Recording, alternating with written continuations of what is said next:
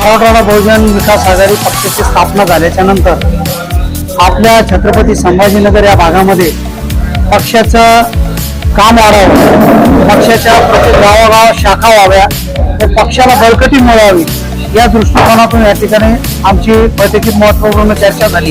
येणाऱ्या महानगरपालिका, जिल्हा परिषदेच्या, पंचायत समितीच्या तसेच लोकसभा विधानसभेच्या निवडणुकी संदर्भात या बैठकीत चर्चा होऊन या ठिकाणी शहरामध्ये व जिल्ह्यामध्ये काम करण्याच्या संदर्भात आम्ही जिल्हा ग्रामीण भाग व जिल्हाध्यक्ष शहर भाग अशा दोन जिल्हाध्यक्ष व पूर्व आणि मध्य पश्चिम या विधानसभेचे शहर अध्यक्ष अशा संपूर्ण नियुक्त्या करून पुढच्या काळामध्ये बहुजन विकास आघाडीचं काम पूर्ण जिल्ह्यामध्ये आम्हाला उभं करण्याच्या दृष्टिकोनातून या ठिकाणी या कार्यकर्त्यांना करण्यात आलेल्या आहे.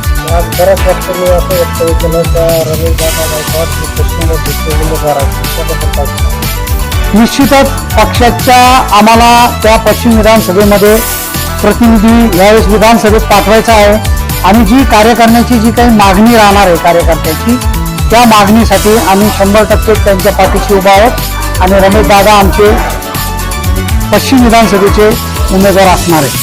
आता दादानी कंपनी एक विषय छेडला तर 20 जानेवारीपासून पश्चिम मतदारसंघामध्ये जनप्रक्षोभ यात्रा चालू आहे. नियोजन कसं राहणार? जनप्रक्षोभ यात्रेचा आमची नवीन कार्यकारिणीची निवडली आहे, त्यांच्या माध्यमातून एक नियोजन करून आम्ही पश्चिम विधानसभा मतदारसंघामध्ये जे काही मूलभूत प्रश्न आहेत शहरातले नागरिकांचे, रस्ते, ड्रेनेज, पाणी, परंतु सगळ्यात महत्वाचा जो आपला पाण्याचा जो प्रश्न आहे, जो सातारा, देवळाई आणि इतर परिसरांना जो भेडसावत आहे आणि इथल्या स्थानिक आमदारांना त्या ठिकाणी आतापर्यंत जे काही काम केलं नाही त्याचा आम्ही पर्दाफाश त्या ठिकाणी त्या यात्रेच्या माध्यमातून करणार आहोत.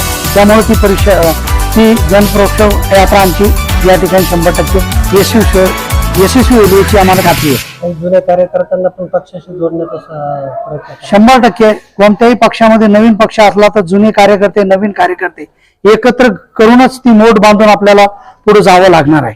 आगामी काळामध्ये काही पक्ष प्रवेश सोहळे पाहायला मिळतील 100%. आता आगामी काळात म्हणजे दर आठवड्याला, दर महिन्याला आणि दररोज पक्षामध्ये बहुजन आघाडीमध्ये नागरिक येतील आणि पक्ष निश्चितच मोठा होईल याची आम्हाला खात्री आहे. राज्यकारिणीबद्दल राज्य कार्यकारिणीची आमची आता मीटिंग होणार आहे, लवकरच आम्ही मीटिंग लावणार आहे.